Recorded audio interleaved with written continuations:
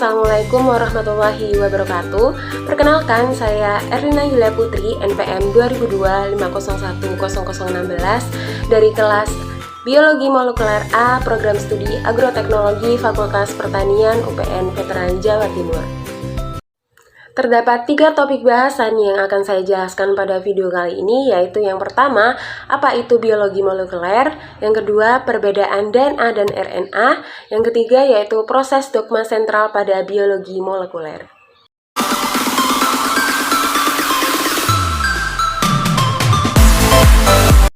Biologi molekuler pertama kali dikenalkan oleh William Ashbury pada tahun 1945 yang pada dasarnya mempelajari tentang organisasi jasa hidup atau organisme.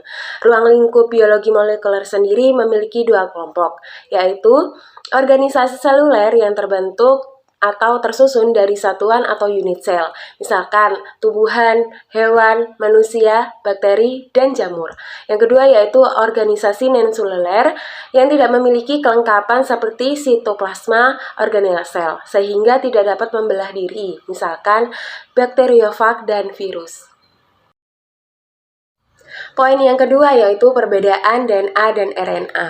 DNA di dalam sebuah sel adalah sebagai materi genetik yang artinya DNA menyimpan cetak biru bagi segala aktivitas sel. Sedangkan RNA dalam sentral dogma menjadi perantara antara informasi yang dibawa DNA dan ekspresi fenotipik yang diwujudkan dalam bentuk protein.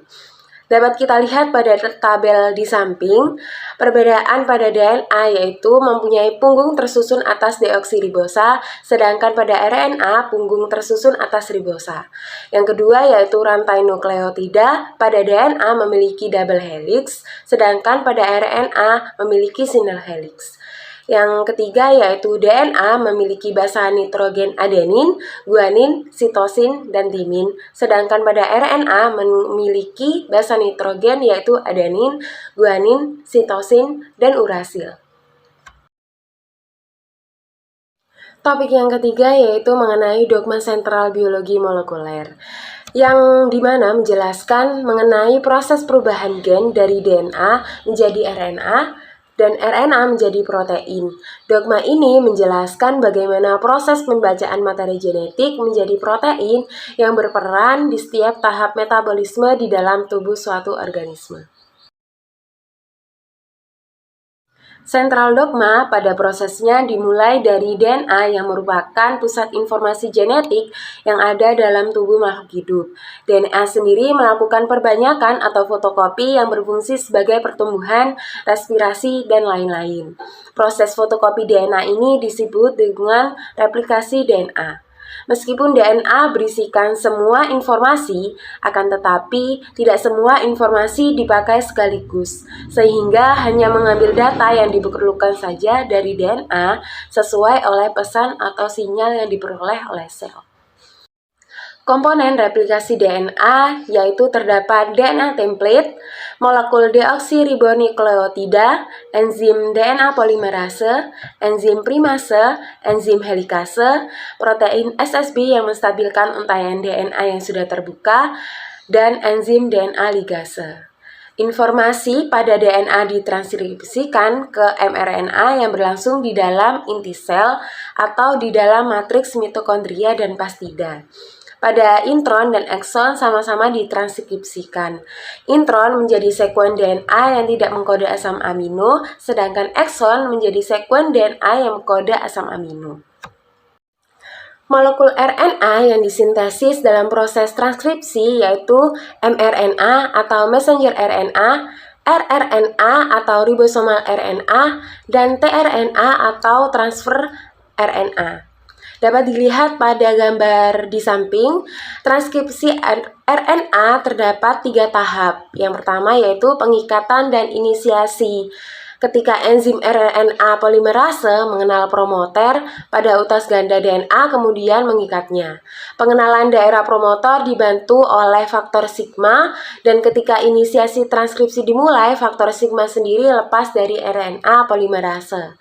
Yang kedua yaitu tahap pemanjangan, yang dimana RNA polimerase bergerak sepanjang utas tunggal DNA untuk mensintesis mRNA yang merupakan komplementer utas DNA dengan arah 5 aksen ke 3 aksen. Yang ketiga yaitu tahap terminasi, ketika RNA polimerase mencapai sekuen tertentu dari DNA atau bisa disebut transcription terminator, terbentuk hairpin loop yang menyebabkan RNA polimerase dan mRNA terlepas dari DNA.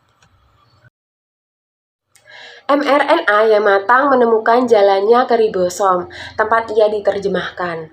Dapat dilihat pada gambar di samping adalah proses translasi RNA, yang dimana berupa penerjemahan kodon atau urutan nukleotida yang terdiri atas 3 nukleotida atau kodon triplet berurutan yang menyandi suatu asam amino tertentu.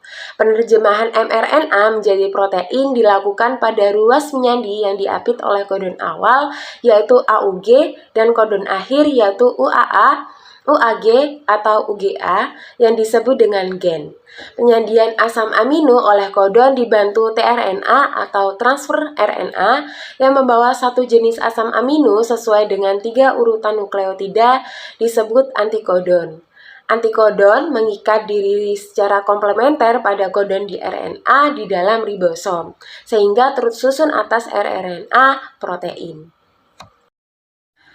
Pada dogma sentral biologi molekuler, terdapat perbedaan proses di dalam sel prokariotik dan sel eukariotik. Dapat dilihat pada gambar di samping, yaitu dalam sel prokariotik tidak memiliki kompartemen inti, yang dimana proses transkripsi dan translasi dapat dihubungkan bersama tanpa pemisahan yang jelas. Pada prokariotik ini, transkripsi akan langsung menghasilkan mRNA, sedangkan pada sel eukariotik, tempat transkripsi terdapat pada inti sel yang biasanya dipisahkan dari tempat translasinya, yaitu di sitoplasma, sehingga mRNA harus diangkut keluar dari inti ke dalam sitoplasma, di mana mRNA dapat diikat oleh ribosom. Pada eukariotik, transkripsi menghasilkan pre-mRNA, yang hal ini karena hasil transkripsi eukariotik mengandung segmen yang tidak mengkode apapun yang disebut intron dan segmen yang mengkode asam amino yang disebut ekson. Sekian yang dapat saya sampaikan pada video kali ini mengenai dogma sentral biologi molekuler. Semoga dapat bermanfaat bagi kalian semua. Terima kasih. Wassalamualaikum warahmatullahi wabarakatuh.